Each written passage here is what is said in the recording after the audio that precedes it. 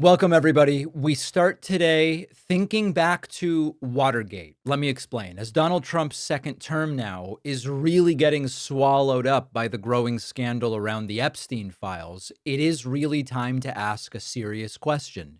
Is this the thing that finally breaks Trump? Now, not his presidency. I'm not pretending Trump's going to be kicked out depending on what's in the Epstein files, but does this break Trump's legacy?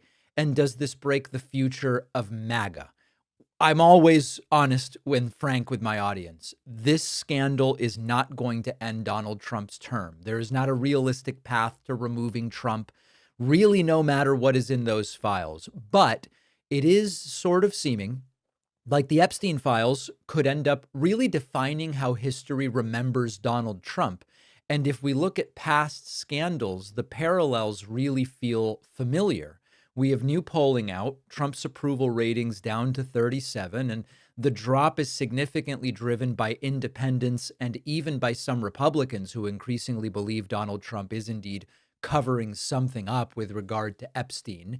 And so Trump was already an unpopular president, but he's getting more and more toxic as a result of this. And what's fueling it, as often is the case, is Trump's response, the White House's response, the leaked reports of DOJ meetings with Ghislaine Maxwell and the frantic deflections and the perception that not only is Trump covering something up, he's willing potentially to hand out a pardon to Ghislaine Maxwell to try to keep covering it up. So if we zoom out a little bit and look at the historical playbook, we of course look to Watergate, the sort of gold standard of scandals.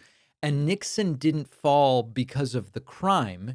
It really, in a way, it started with a break-in at the DNC, but it was the cover-up that was the issue. 2 years of investigations that uncovered abuse of presidential power, obstruction, paranoia, and secrecy inside the White House, and ultimately Republicans turning on Nixon, being forced to resigned to avoid impeachment, which seemed clear was going to happen. And we have other examples. You look at Andrew Johnson in 1868, impeached for defying Congress during Reconstruction, survived by one vote, but was a total lame duck with no political power after that. That could happen to Trump.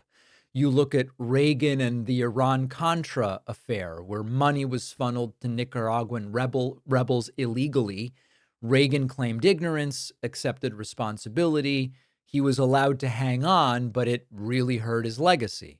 Clinton's impeachment was different. He had this affair with Monica Lewinsky, survived impeachment for after lying about it, because the public really saw it as personal, not presidential misconduct. And Clinton's approval ratings actually went up during the whole thing. By the way, side note, Clinton, who left office decades ago, is still younger than Donald Trump right now. Clinton's a few months younger than Trump. We then look at Joe Biden's exit in 24, which really wasn't a scandal in the traditional sense. It was a moment, right? The June 27th debate where Biden unraveled, took less than a month for him to go to I am the best shot to beat Trump to I'm getting out. And Biden's presidency was very successful, but that final 28 days has really become a lot of Biden's legacy, at least at the moment, and we'll see where it shakes out historically. So then it brings us to Trump.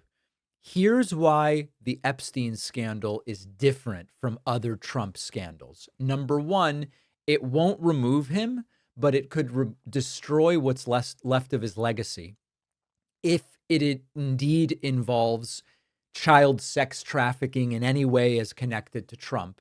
These are allegations that really have a sort of moral weight beyond partisanship.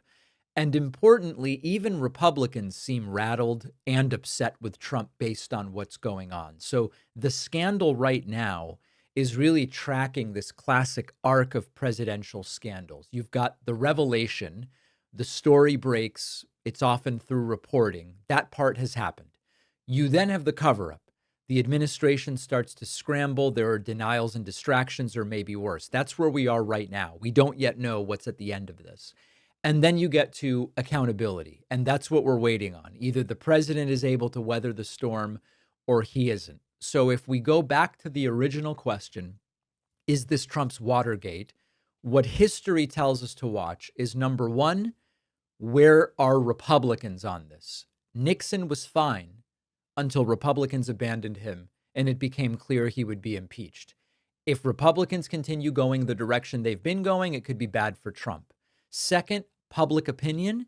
Sustained low approval will give Republicans permission to say, we can't stay behind him.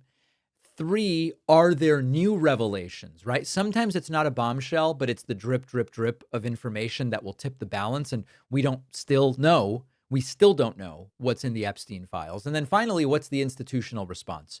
Does Congress, do the courts, do career officials look the other way, or do they hold the line? So the next few months are going to be crucial. Trump is trying to get everybody to move on. Will Trump end up in the history books next to Nixon, primarily remembered for the Epstein scandal? Will it be more of a Reagan or Clinton scenario?